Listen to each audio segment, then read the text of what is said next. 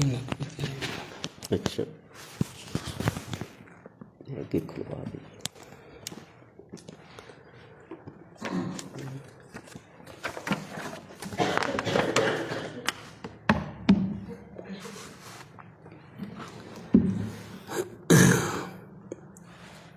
بسم اللہ الرحمن الرحیم.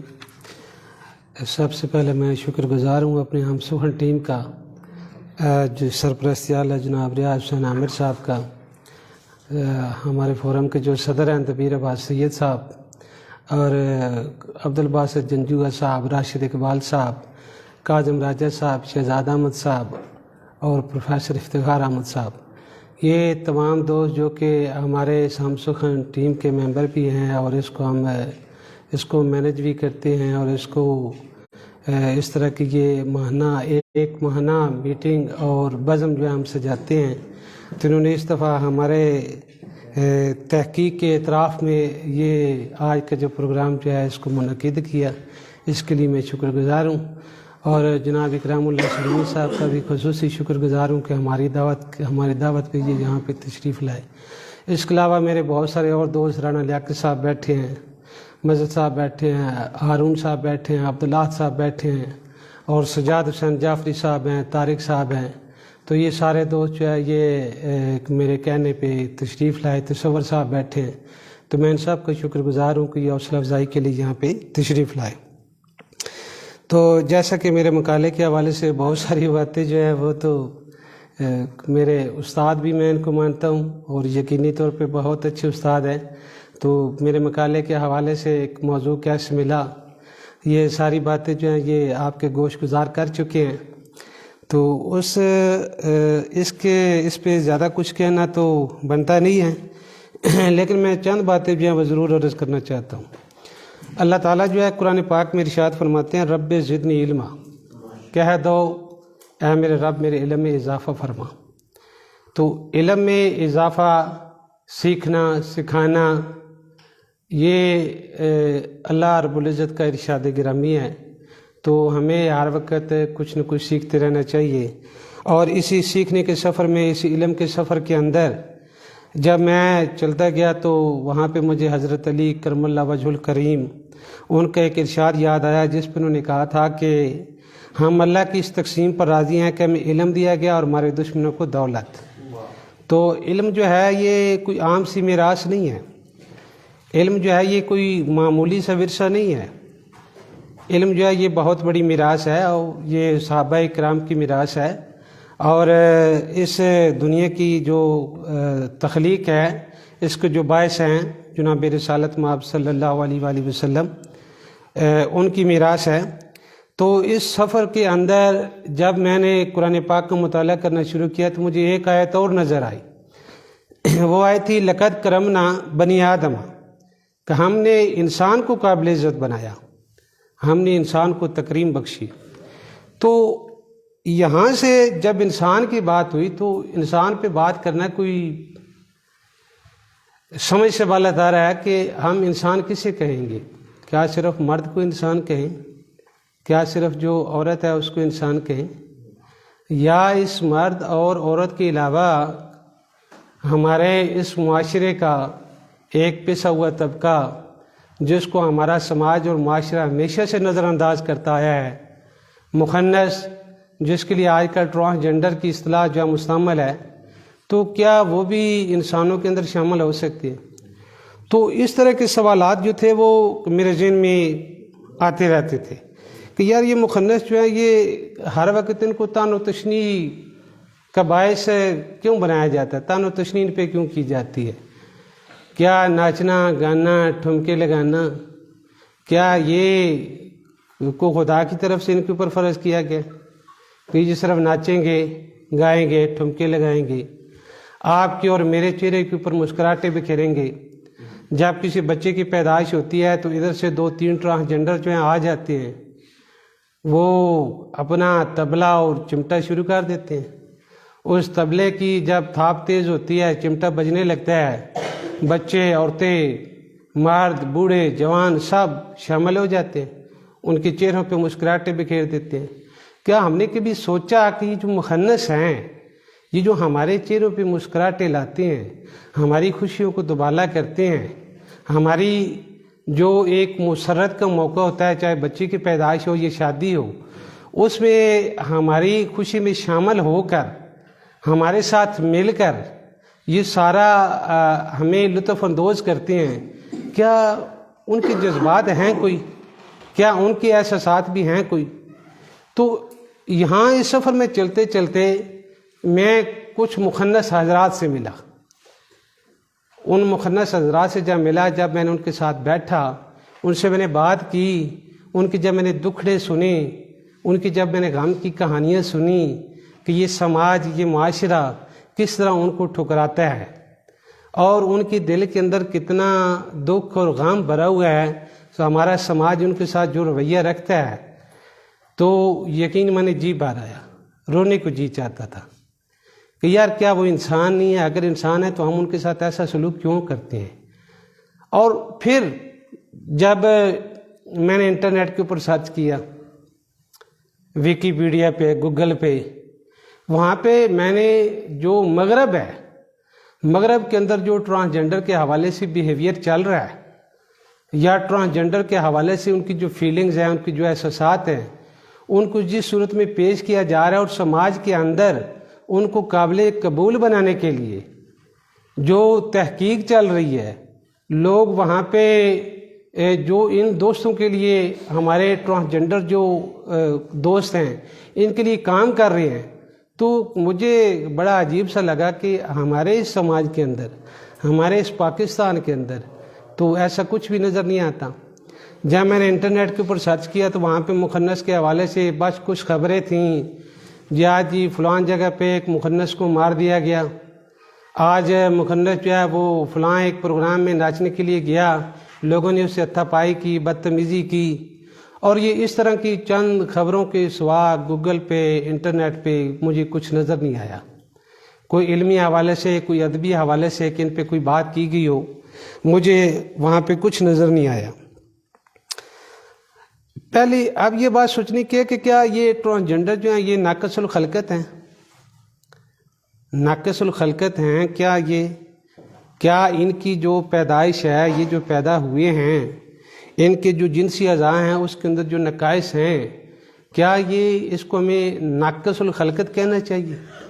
اگر ہم اس کو ناقص الخلقت کہتے ہیں تو نعوذ باللہ نقل کفر باشد، تو یہ تو پھر اللہ کی تخلیق پہ سوال اٹھانے والی بات ہے. یہاں ہمارے سماج کے اندر بہت سے لولے، لنگڑے، بہرے، اندھے اور اس طرح کے اور بہت سارے لوگ بھی پیدا ہوتے ہیں،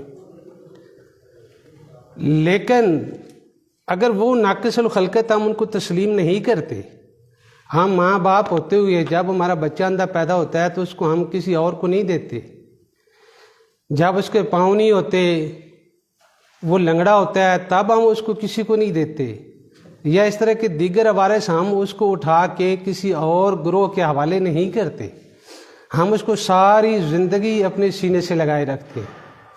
اپنے بڑھاپے کے اندر بھی ہمارا بچہ اگر چل نہیں سکتا تب بھی ہم اس کی خدمت کرتے رہتے ہیں، اس کی اپنا فرض سمجھ کے اس کے سر پہ دست شفقت رکھتے ہیں اور اس کی پرورش کرتے رہتے ہیں. ایک اندھا بچہ، اس کے ساتھ بھی یہی سلوک ہے، بہرا اس کے ساتھ بھی یہی سلوک ہے.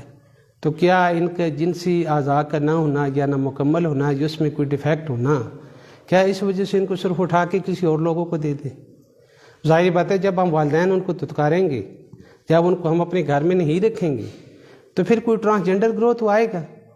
وہ جو میں خود 2-3 ٹرانسجنڈر جو گروہ ہیں ان کے پاس گیا ہوں، تو وہاں پہ میں نے ان کو کہا یار یہ آپ لوگ جاتے ہیں، مطلب آبادیوں کے اندر بڑی خبر رکھتے ہیں کہ آج کس کے گھر میں بچے پیدا ہوئے ہیں، یہ بچی پیدا ہوئے ہیں، جہاں آپ کو پتہ چلتا ہے کہ یہ گھر جو ہے اس کے اندر ہجڑا یا ہجڑی پیدا ہوئی ہے، تو آپ وہاں پہ پہنچ جاتے ہیں اور بچے کو اٹھا کے چلتے بنتے ہیں. آپ مجھے بتائیں کہ جب اس بچے کو آپ وہاں سے اٹھا کے لے جائیں گے، اپنے ڈیرے پہ لے کے جائیں گے، وہاں پہ آپ اس کو ناچ گانے کی تربیت دیں گے، تو وہ بھی آپ کی طرح یہی کام کرتا پھرے گا. اس میں سماج کا کیا قصور ہے؟ جب آپ اس کو والدین کے پاس سے نہیں لے کے جائیں گے، اس کو اپنے والد کے پاس، والدہ کے پاس رہنے دیں گے، ان کے دست شفقت کے زیر سایہ اس کو پلنے دیں گے، تو یقیناً اس کی تربیت بھی کریں گے. لیکن ان کا جواب جو تھا وہ بہت دکھ بھرا تھا. وہ کہتے ہیں ہم تو یہ چاہتے ہیں کہ ہم یہاں پہ ڈیرے پہ جو بیٹھے ہم تو آپ بھی چاہتے ہیں کہ ہمارے والدین جو ہے ہمیں اپنا لیں، ہمارے والدین جو ہے ہمیں تسلیم کر لیں اور اپنے گھر میں جگہ دیں، لیکن والدین ایسا نہیں کرتے، کیونکہ اگر وہ گھر میں ٹرانسجنڈر رکھیں گے تو ہمارے سماج کے جو مروجہ جو غلط عقائد یا غلط باتیں ان ٹرانسجنڈر کے ساتھ منسوب ہو گئی ہیں، اس کی وجہ سے وہ والدین کہتے ہیں جی ہمارے بچے کی شادی نہیں ہوگی، بچیوں کی شادی نہیں ہوگی۔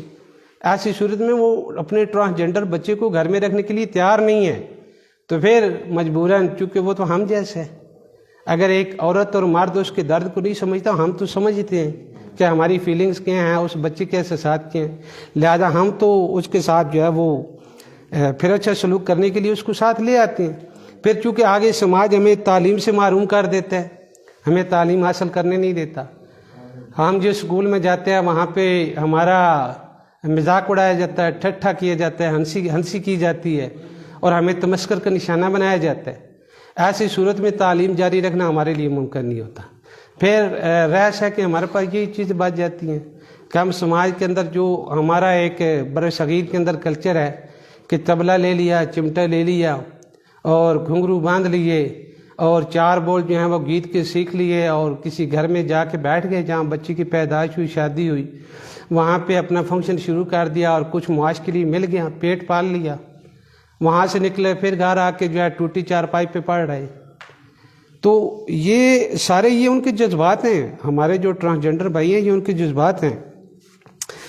تو باقی میرے موضوع کے حوالے سے قبلہ ریاض صاحب نے بڑی اچھی باتیں کر دیں کہ واقعتاً میں بہت پریشان تھا، میں نے 2-3 موضوعات جو ہے اس کا انتخاب کیا تھا، لیکن وہ موضوعات جو تھے کوئی نادر موضوعات نہیں تھے، مطلب اس طرح کے جو ادیب لوگ ہیں، شاعر لوگ ہیں، ان کے اوپر پہلے بھی تحقیق ہو رہی تھی۔ تو میں نے ریاض صاحب سے کہا صاحب کچھ ایسا موضوع تلاش کیجیے یا بتائیے کہ جو واقعتاً ایک یونیک اور منفرد ہو۔ تو قبلہ ریاض صاحب کی شفقت، ان کی محبت، تو انہوں نے مجھے یہ ٹرانسجنڈر کے حوالے سے موضوع دیا۔ تو میں نے اپنے جو سرگودا یونیورسٹی سے نگران ہیں ڈاکٹر شاہد نواز صاحب سے میں نے اس سے بات کی، تو وہ کہنے لگے کہ آپ کے پاس ٹرانسجنڈر کے اندر اگر ادب کے اندر آپ ان پہ بات کرنا چاہتے ہیں تو آپ کے پاس کیا ہے؟ میں نے انہیں کہا سر میرے پاس تو کچھ بھی نہیں ہے سوائے ایک ناول کے۔ وہ بابا یہی ہے کہ ناول جو انہوں نے مجھے ریفر کیا تھا موم کی مورت، تو میں نے کہا اس کے سوا تو میرے پاس ابھی کچھ بھی نہیں ہے، میں تو بس موضوع لے کے آپ کے پاس آ گیا۔ انہوں نے کہا آپ جائیے اور 3 دن بعد آئیے، مزید دیکھیے شاید آپ کو کچھ مل جائے۔ 3 دن کے بعد اب میرے اوپر بھی یہ جنون سوار ہو چکا تھا، کیا موضوع تو یہ بڑا یونیک ہے، اس پہ کرنا بھی ہے اور یہ وقت کی ضرورت بھی ہے۔ ایسے لوگوں کے ساتھ ہمدردی کرنا، بلکہ میں سمجھتا ہوں کہ یار ہمیں ان کے ساتھ ہمدردی بھی نہیں کرنی چاہیے، ان کو سمپتھی کی ضرورت نہیں ہے۔ They not needed sympathy, they need empathy. ان کو سمپتھی کی ضرورت نہیں ہے، وہ ایمپتھی چاہتے ہیں، اپنا حق چاہتے ہیں کہ جس طرح ایک مرد کو، ایک عورت کو سماج کے اندر ایک عزت و وقار حاصل ہے، وہ یہ چاہتے ہیں کہ ہمیں بھی وہ حاصل ہو۔ ان کو جو تعلیم کی سہولت میسر ہے وہ چاہتے ہیں ہمیں بھی حاصل ہو۔ وہ جب ہسپتال کے اندر ایک مرد اور عورت، ایک لڑکا اور لڑکی جاتے ہیں تو ان کو وہاں پہ جو پروٹوکول ملتا ہے، وہاں پہ جو ڈاکٹر آسانی کے ساتھ ان کا علاج کرتے ہیں، وہ چاہتے ہیں ہمارے ساتھ بھی یہی رویہ ہونا چاہیے۔ میں سمجھتا ہوں سمپتھی نہیں، ان لوگوں کو ایمپتھی چاہیے، ان کو ایک پورا انسان سمجھا جانا چاہیے۔ جیسے کبھی بات ہوئی تھی کہ ہمارے مرد جو ہیں ہم تو صرف مردانہ فیلنگ جانتے ہیں، عورتیں جو ہیں وہ اپنی عورتوں والی فیلنگ جانتی ہوں گی، لیکن یہ ٹرانسجنڈر واحد ہے جو کہ مردانہ اور زنانہ دونوں فیلنگ جانتے ہیں۔ وہ جانتے ہیں کہ مرد کیا سوچتا ہے اور کس طرح محسوس کرتا ہے، اور عورت کیا سوچتی ہے اور کس طرح محسوس کرتا ہے۔ تو یہ نامکمل انسان نہیں ہے، نامکمل تو ہم مکمل والوں نے، ہم جو مکمل والے تھے ہم نے ان کو نامکمل کہہ کر نامکمل کر دیا۔ بلکہ اس کے اوپر جو ہے نا ایک شاہد بزدار صاحب ہیں، ان کی ایک نظم تھی، وہاں پہ 1-2 مصرے جو ہے بڑے خوبصورت تھے۔ شاہد بزدار کی نظم کا جو تھا، کہتے ہیں اے خدا خدائی کی ممبر سے اتر، اے خدا خدائی کی ممبر سے اتر، آ کے دیکھ لوگ ہمیں نامکمل کہہ کر، तेरे खाल की कायनात होने पर उंगलियां उठाते हैं, आके देख लोग हमें नामुकम्मल नामुकम्मल कहकर तेरे खाल के कायनात होने पे उंगलियां उठाते हैं। ऐ खुदा राह चलते हुए अशरफुल मखलूकात हम पर। इस नज़म के अंदर दर्द भी है और तंज भी है। एक जो ट्रांसजेंडर है वो अपना दर्द भी बयान कर रहा है और साथ साथ मुआशरा उसके साथ जो सलूक करता है वो तंजिया पहलू भी इसके अंदर मौजूद हैं। राह चलते हुए अशरफुल मखलूकात हम पर जुमले कस कर अपने मुकम्मल होने पर फ़ख्र कर रहे हैं। समात कीजिए, जुमले कस कर अपने मुकम्मल होने पर फ़ख्र कर रहे हैं। ऐ खुदा क्या हम इतने गए गुजरे हैं कि आपने किसी मुक़द्दस सहीफ़े में हमारा जिक्र तक नहीं किए। ऐ खुदा हमने तब भी आपकी खुदाई पे सवाल नहीं उठाया जब पैदा होते ही हमारे माँ बाप ने हमें अपनाने से इनकार किया। ऐ खुदा अगर जिन्स का तयन तू कर रहा है तो ले जो अपनी खुदाई, फिर मेरा कोई खुदा नहीं है। ऐ खुदा अब घुटन ज़दा मुआशरे में जीना मुश्किल है, अपनी खुदाई में कोई रद्दो बदल कर हमें जीने का हक दे। तो ये जो हमारे ट्रांसजेंडर भाई हैं ये हमसे अपने जीने का हक मांग रहे हैं, हम मर्दों से हम औरतों से। तो मेरा यही पैगाम है, ये थीसिस के हवाले से तो मज़ीद जब कोई दोस्त पढ़ना चाहे तो उसको दे भी देंगे। मुझे बड़े चंद मखसूस किस्म के नावल मिले थे जो बड़े बड़े नावल निगार थे, जिनमें कुर्रतुल ऐन हैदर हैं, इंतज़ार हुसैन हैं, मुस्तनसर हुसैन तारड़ हैं, अनीस अशफाक और इस तरह के बहुत से बड़े बड़े नावल निगार। मैंने जब उनके नावलों का मुताला किया तो मुझे उसमें चंद किरदार, ट्रांसजेंडर किरदार जो थे, ज़ेली किरदार, उन पे मामूली सी बहस मिली थी। एक नावल जो अरुंधति राय का था, the ministry of utmost happiness, English में लिखा गया, उसका तर्जुमा भी अब शाया हो चुका है, बेपनाह शादमानी की मुमलिकत। तो ट्रांसजेंडर पे बहुत ही खूबसूरत नावल है। मैं समझता हूँ कि वहाँ पे ट्रांसजेंडर के ऊपर मुझे सिंपैथी नहीं एम्पैथी मिली है। उसने जो नज़रियात अपने पेश किए हैं या इनके हवाले से बात की है, वहाँ पे एम्पैथी नज़र आती है। इस तरह जो खुशवंत सिंह के एक नावल था दिल्ली, वो भी इंग्लिश में लिखा गया था। तो ये हमारा अलमिया है कि हमारे उर्दू के अंदर अभी इस तरह की चीज़ें जो हैं वो नहीं आई। तो जो मगरब का मुआशरा चूँकि इसे कबूल भी करता है, लिहाजा हमारे जो हिंदुस्तानी राइटर है जो उर्दू में भी लिखते हैं, जब इस तरह के टॉपिक और मौजू पे लिखने की बात आती है तो जब ऐसे टॉपिक पे लिखने की बात आती है तो फिर वो इंग्लिश को ही प्रेफर करते हैं। तो दिल्ली जो नावल था उसके अंदर भी ट्रांसजेंडर की बड़ी खूबसूरत प्रेजेंटेशन जो है वो मौजूद है। लेकिन मुझे जो नावल मिले बाबा याया का, मोम की मूरत बाबा याया एक सूफियाना तर्ज के अदीब हैं। उसके अलावा मीना नाज का जो पूरा कैरियर है, उनकी 200-250 किताबें हैं, वो सारी की सारी जो है इश्क आशिकी और इस तरह के मौज़ूआत के ऊपर उनके नावल हैं। एक नावल मुझे नर्क मिला नसीम अंजम का, और एक मेरे होने में क्या बुराई है, डॉक्टर रीनो बैल इंडिया से थी, भारत से, तो उनका मिला। तो मैंने अपने जो निगरान से उनसे मैंने बात की थी। मैंने उनसे कहा सर ये 4-5 नावल हैं, ये बड़े नावल निगार तो नहीं हैं, लेकिन ये नावल मुकम्मल ट्रांसजेंडर नावल है। किसी भी ट्रांसजेंडर की लाइफ को मुकम्मल करैक्टर जो हैं सारे के सारे ट्रांसजेंडर हैं, और उनके हवाले से हमारा समाज क्या सोचता है, हमारी हुकूमतें क्या सोचती हैं, बैनुल-अक़वामी पस मंज़र क्या है, तो ये उसी के ऊपर लिखे गए हैं। तो उन्होंने कहा इसी पे हम काम करेंगे। मैंने कहा सर बड़े नावल निगार तो थीसिस जो है जब एक्सेप्टेंस की बात आएगी तो फिर वो लोग कहेंगे भाई ये तो बस मामूली से काम है।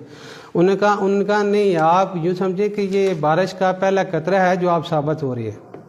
जब आप इस पे थीसिस लिखेंगे, जब आप इस पे काम करेंगे तो जो बड़े बड़े नावल निगार हैं वो भी सोचने पे मजबूर होंगे कि ये मौजू जो है ये नेगलेक्ट करने का नहीं है, ये इसको मौजू को वक़्त देने की भी और इस पे सोचने की भी ज़रूरत है। और जब मेरा वाइवा हुआ तो जिस यूनिवर्सिटी से खालिद महमूद संजरानी था, उनको पहला सवाल ही यही था। कहने लगे आपने जो थीसिस लिखा है इसमें कोई बड़ा नावल निगार तो है नहीं। تو آپ نے بڑے غیر معروف سے 4-5 ناول لے کے اپنا تھیسس لکھا ہے. تو میں نے انہیں پھر یہی کہا کہ سر جب بڑے ناول نگار یہ ان ٹرانسجنڈر افراد کے اوپر لکھنا اپنا توہین سمجھ رہے ہوں، ان پہ بات کرنا جو ہے ان کو توہین لگے، تو کیوں نہ جو چھوٹے ناول نگار ہیں جو ان کے ساتھ ہمدردانہ رویہ رکھے ہوئے ہیں اور ان کے مسائل کو سمجھنے کی کوشش کر رہے ہیں، ان کے جذبات اور احساسات کو جاننے کی کوشش کر رہے ہیں، تو کیوں نہ ہم ان ناول نگاروں کو لے کر ان کے کام کو بھی ہم پروموٹ کریں اور ان کے اس کام کو ہم تسلیم بھی کریں اور اس طرح سماج کو ایک پیغام بھی دیں. تو میں نے اپنے اس تھیسس کے اندر، اپنے اس مقالہ کے اندر جو ٹرانسجنڈر کے حوالے سے یہی پیغام لوگوں کو دیا ہے کہ یہ ہماری طرح انسان ہیں، جیسے ہم مرد ہیں، عورتیں ہیں. یہ ٹرانسجنڈر جو ہے ان کو ہم مرد تو نہیں کہہ سکتے، عورت تو نہیں کہہ سکتے، ان کو ہم مخنث ہی کہیں گے، لیکن ان کو بھی وہ تمام حقوق حاصل ہونے چاہیے جو ہمیں ہیں. اور عصر حاضر کے اندر 2009 کے اندر سپریم کورٹ آف پاکستان اس نے بڑا اچھا فیصلہ دیا ان کے حق کے اندر. ان کو نادرہ کے اندر جو ہے رجسٹریشن کے لیے ان کا الگ کالم متعارف کرایا گیا، والد کی جگہ پہ گرو کو نام لکھنے کی اجازت دی گئی. پھر ان کی سٹرگل اور جدوجہد جو ہے وہ ساتھ ساتھ جاری رہی. پھر 2018 کے اندر پارلیمنٹ نے ایک ایکٹ پاس کیا، اس کے اندر ان کو جائیداد کا حق بھی دیا گیا، تعلیم کا حق بھی دیا گیا، جو ملازمتیں ہیں ان کا حق بھی دیا گیا. پھر ابھی حال ہی کے اندر اسی بل کے اندر کچھ اور امینڈمنٹس ہوئی ہیں جو کہ وجہ نزاع بھی ہیں. تو ہمارے سماج کا یہ بڑی اچھی بات ہے، یہ ڈیبیٹیبل چیزیں ہیں کہ ہماری سوسائٹی، ہمارا معاشرہ جو ہے کم از کم ان کو کنسیڈر تو کر رہا ہے. جب یہ اپنے حقوق کے لیے آواز اٹھائیں گے، لاز بنیں گے، قوانین بنیں گے جو سماج سمجھتا ہے کہ اس کی وجہ سے سماج میں بگاڑ پیدا ہو رہا ہے، تو وہ ڈیبیٹیبل ہے، ان پہ ڈیبیٹ ہونی چاہیے اور اس میں جو پھر مزید امینڈمنٹ ہے. لیکن ایک سفر تو شروع ہوا ہے ان کا بھی، بہتری کی طرف ان کا بھی جو سفر ہے وہ تو شروع ہوا. تو یہ میری آپ سب دوستوں سے بالتماس ہے کہ جہاں کہیں بھی ٹرانسجنڈر دیکھیں تو صرف اسے بدائی نہ دیں، اسے بھیک نہ دیں، بلکہ اسے انسان سمجھیں، اس کے پاس بیٹھیں، اس سے تھوڑی سی گپ شپ لگائیں. اس کے جذبات اور احساسات یقیناً آپ کو پیور ملیں گے، بہت خالص جذبات. وہ ہمارے مردوں اور عورتوں کی طرح نہیں سوچتے، ان کے سوچنے کا انداز بالکل آپ کو الگ سے ملے گا. بہت شکریہ.